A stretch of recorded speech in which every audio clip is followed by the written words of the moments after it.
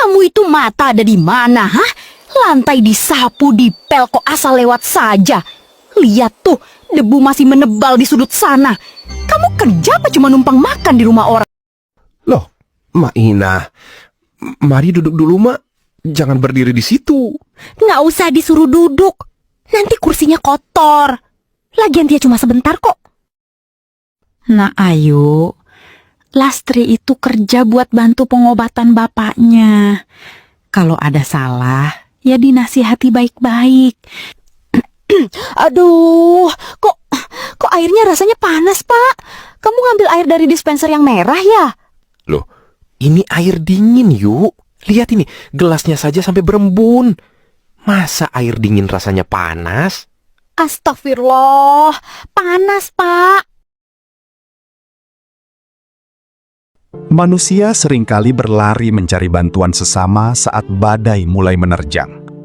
Di balik kecanggihan alat medis, ada rahasia Tuhan yang tak mampu ditembus oleh logika manusia.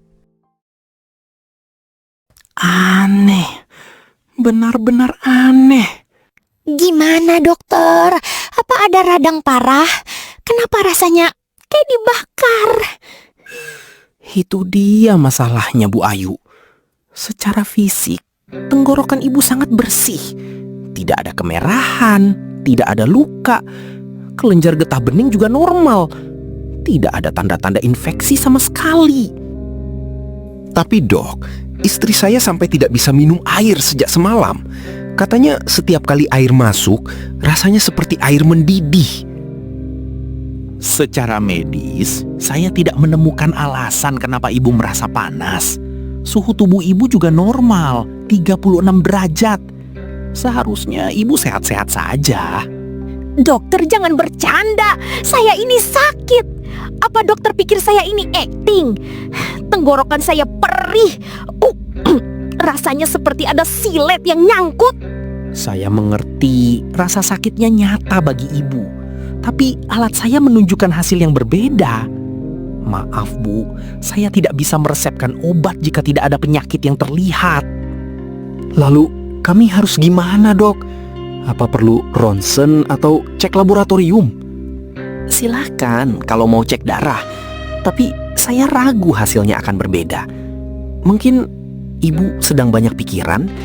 Terkadang stres bisa lari ke fisik. Namanya psikosomatis. Stres? Saya ini kaya. Apa yang mau saya pusingkan? Dokter ini nggak becus. Pak, ayo cari ke dokter lain. Dokter di sini cuma mau makan gaji buta. Maafkan istri saya, Dok. Tabiatnya memang seperti itu.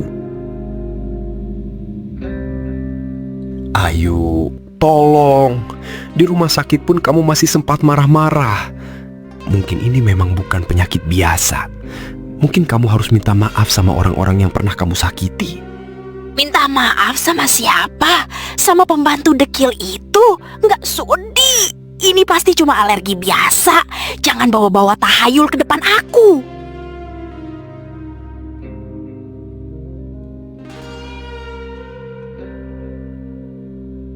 Bagi hati yang tertutup, keheningan malam bukan lagi membawa ketenangan, melainkan menjadi panggung bagi dosa-dosa masa lalu untuk menampakkan diri.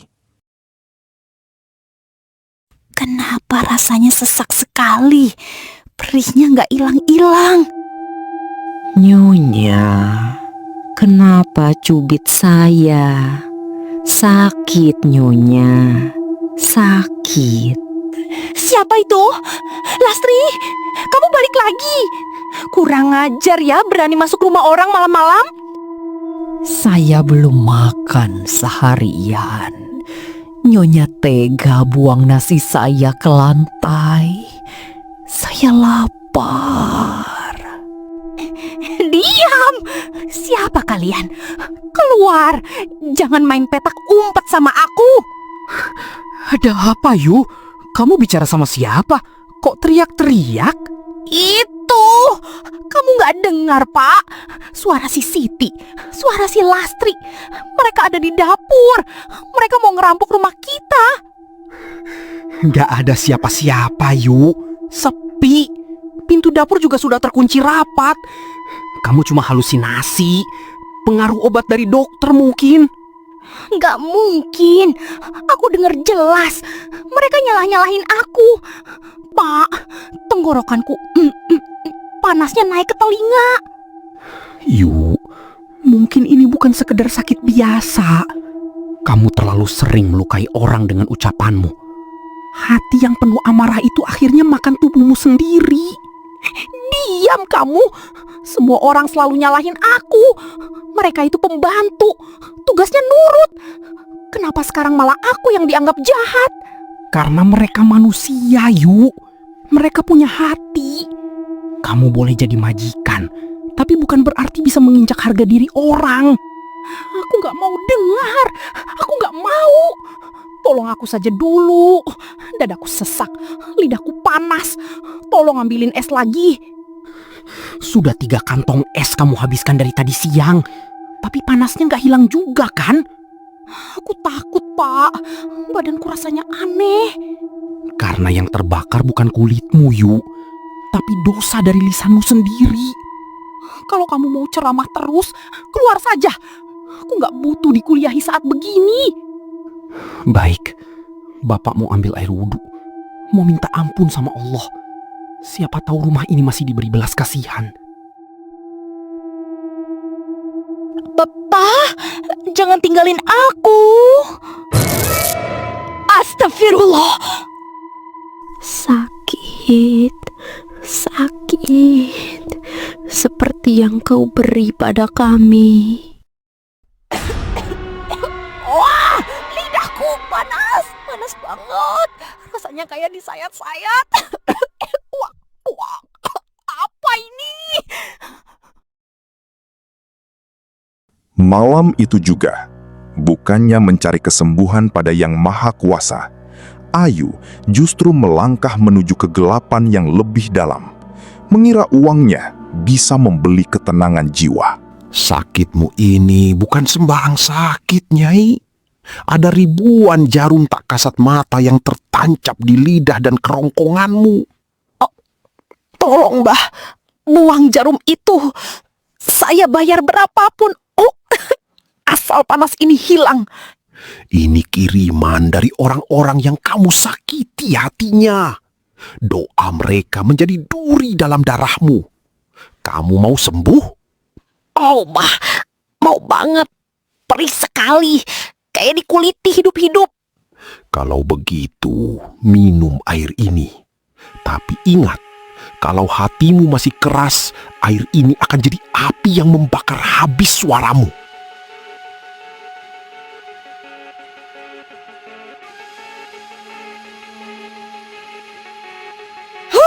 Gak, panas. Mbah, apa yang Mbah kasih? Astagfirullah. Ayu, kenapa kamu, Nduk? Mbah, apa yang kamu lakukan sama istri saya? Aku tidak melakukan apa-apa. Air itu tawar bagi orang yang jujur, tapi jadi mendidih bagi mereka yang mulutnya berpisah. Bawa istrimu pulang. Ayo kita pulang. Sudah Bapak bilang, jangan kesini. Ini musyrik. Ayo kita minta ampun sama Gusti Allah. Panas, Pak. Lidahku. Terkadang, hukuman yang paling berat bukan datang di dalam kubur, melainkan saat manusia dipaksa menurunkan egonya di hadapan orang-orang yang dulu mereka injak harga dirinya.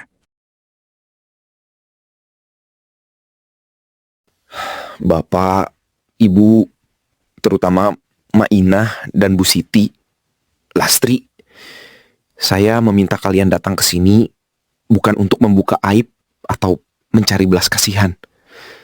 Saya cuma ingin istri saya sadar bahwa luka karena ucapan itu nyata adanya. Selama ini, mungkin Ayu terlalu sering bicara tanpa menjaga hati kalian. Kata-katanya keras, menyakitkan, bahkan kadang merendahkan. Dan sebagai suaminya, Saya ikut minta maaf. Saya gagal mengingatkan dia dengan baik. Sekarang penyakit di tenggorokannya membuat dia merasakan sendiri bagaimana sakit bisa datang dari mulut yang tak dijaga. Saya tidak ingin keadaan ini jadi hukuman. Saya hanya berharap ini menjadi jalan agar hati kami terbuka. Mainah, Bu Siti, Lastri, kalau selama ini ada ucapan Ayu yang membuat hati kalian menangis diam-diam, tolong maafkan dia. Saya mohon, jangan balas kesalahan dengan kebencian. Doakan saja supaya Ayu bisa sembuh, bukan cuma tenggorokannya, tapi juga hatinya. Maaf. Nak Ayu, Mak sudah maafkan sejak hari itu.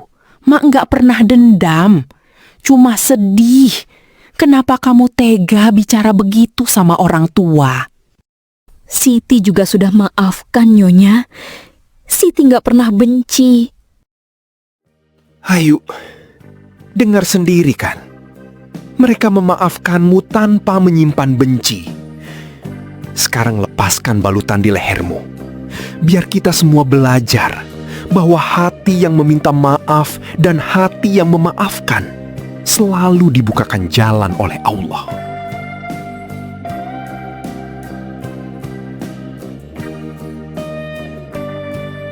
Astagfirullahaladzim. Itu lehernya kenapa menghitam seperti bekas dicekik? Dan lihat lidahnya, kaku menjulur seperti tidak bisa ditarik masuk. Ini adalah bukti nyata bahwa lisan yang sering menyakiti sesama akan mencoreng raga kita sendiri. Beruntung, Ibu Ayu masih diberi umur untuk meminta maaf